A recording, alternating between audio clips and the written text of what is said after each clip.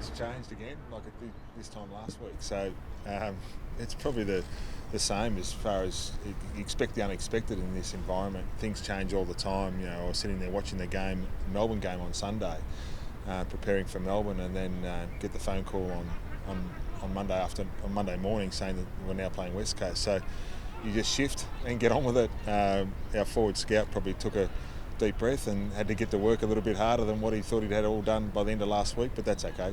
We'll get on with that. That's only minor. How does No, it didn't. It doesn't affect the team at all. We go about our preparation as normal. It just means that from a planning sense, we just need to take an extra day to make sure we get that in order. So, from the players' perspective, they don't see any impact at all. Obviously, even though we're changing different opponents, it means in a planning sense we have time to be able to sort through that, so no problems. Yep. Yeah. It just as we've said all along, and as the AFL keep talking about it, things are going to be changing. We need to turn quickly and change, and that's what we'll do because we need to keep the game going, and we understand there's plenty of people making sacrifices to do that, and the AFL are working extremely hard on skeleton staff to be able to deal with all the complexities right across the country, all the different states, all the different health bodies. It'd be a pretty big challenge. So the least we can do is do our bit as clubs and just move with whatever's asked of us. West Coast one of your great rivals. Is there a good time to get them? They're not in great form by their own admission. You just look at their names up on the whiteboard, and you get a pretty good sense of perspective as far as what their team's capable of doing. So we plan for their best.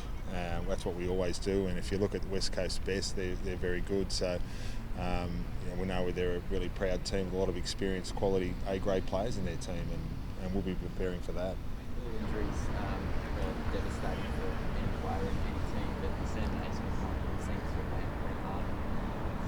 Yeah. Look, he's mainly because of what he's been through of recent times. When he had his first reconstruction a couple of years ago, coming back from that, it took him 2 years, and then getting through that, and then he had some tragic family news, which is a really terrible thing for him and his family to deal with, and then you come through that, and then you get to the stage where you play and do a knee, but it's he's okay. It's probably sinking in now that there's another rehab in front of him, but it's also a chance to have a chat and put things in perspective. He saw what his sister went through and what her kids obviously have the challenges that they've had, and so it's a knee reconstruction, and we'll deal with it and we'll work through it and put things in perspective. You confident you'll see him in the AFL? Yeah, I am. Look, he's as we know, when he's playing well, he's a very good player. It's it's terrible news for him at the moment, but he'll digest that and get stuck into his rehab and get going again. And once he has that operation, you feel like then you're having a step forward. I've had 2 knee reconstructions myself. There is life after a couple of knee reconstructions, so you just got to be able to embrace the challenge ahead and get on with it, knowing full well that takes a little bit of time to digest. But as I mentioned, I think that there's a little perspective that he's able to draw upon in life, and be able to apply that into his rehab and just get going with the job at hand. Do you have a feeling of what you might do with that ruck position as well? Well, we know that Callum Sinclair plays that role and played the role the week before against Goldstein, and Nick Natanui's a reasonable player, so we've he'd be able to do that role in the ruck, and I'm not sort of understating the challenge in that role either, because they've got such elite midfielders, but he's been playing quite well, Carl. Just other personnel things. Sam Reid, where's he at? Is he close to? He's training today, but he's probably still a couple of weeks away. So he's out there today. We've just got to be mindful of those guys that have an injury record, that we need to make sure that they're resilient enough, and that only comes through training sessions. We train through small groups today and try and get those relative training sessions into them, and then he trains again on Thursday in a team sense. So we just need to make sure he gets the miles in his legs to make him resilient enough not to get injured again.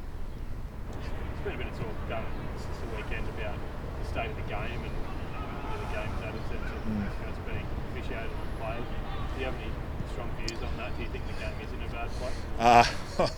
I've got a couple of. I don't know whether it's just me, but with the changes that keep happening, I'm sort of got my hands full, and I'm probably better off to make a comment on the state of the game in the off season. At the moment, I'm sort of stuck in the preparation mode and the week to week changes that happen all the time. So I'm in that mode, and I think the more global stand back picture and view of it, I'll do that at the end of the year. There's a little bit to be said in what Alice is saying and across the board, but I think there also has to be some perspective. We're playing a quarter less in time now. We're only 3 weeks in, and there's always good and bad games, and there has always been, even 20 or 30 years ago when we thought the game was at its best. There was plenty of bad ones, they just weren't all televised. And so I'm probably in a collective view of, I'm just worrying about making sure that we're on top of all of our preparation, and I think that the global view of the game will take care of itself, and there's still some good footy being played. It'd be an overreaction to try and change things in the season. I think the AFL have got a fair bit on their plate, and I think they're doing a pretty good job to try and get things managed. And there's enough changing for the AFL with what they're dealing with. And I think there's a time and place to talk about that, and probably at the end of the year is the best time to do it. You had a big milestone with John Kennedy last week. Another chance for Luke Parker. What does he mean to this club? He's just a competitive beast. From the moment he walked in as a 18-year-old with a terrible haircut, peroxide, and he looks a lot different than what he does. He looks a lot different back then than what he does now. But he was just a competitor. I remember him walking into my office at one stage when he was out of the team and just pleading to get back in the team as an 18-year-old kid. How do I get back in the team? In his first year, and there's not many 18-year-olds come in and do that. And I said, why do you want to play? And he just says, I just want to get out there and compete. And that's what he's been like his whole career, all 200 games. Every time he runs out the race, you know you're going to get a competitor. And that's a wonderful thing to say about any player. And it's fantastic to have that as a coach when you know he's running up the race and you know the very minimum you're going to get is a bloke that has a go. And that's a pretty good start. It's quite a compliment. Tom Papley is a superstar on the weekend that probably you're only the option up forward. Do you need to rejig a few of the small forwards that do have a lot of rosters? Yeah, we do. I mean, we'll sort of look at that from week to week. I mean, we had some in on the weekend, Ronk and that as well. So, we'll continue to look at that. We probably need to help them out a bit more too, getting the ball forward a bit. We'll see what Tommy McCartan's like this week as well, whether he comes back into the team. So, we'll look at all that. We were probably a little bit slow in that first half, and that contributed to it. We did spend more time in our forward half over the course of the game than the opposition, but it wasn't until we were really effective in that third and fourth quarter that we started to get the ball with some movement into our front half, and then we kicked a lot of points, particularly in the third quarter. You put Mills straight in from the first bounce this time, which was pretty impressive. Yeah, he was, and then we just got to. The challenge is when you're looking at the team is that who replaces him down back. It's he's a very good defender and he could be a very good midfielder, I'm sure of it.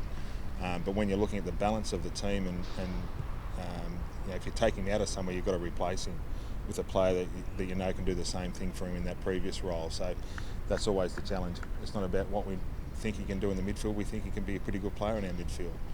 We've always thought that, but he's also a pretty good defender and there's nothing wrong with having good defenders either.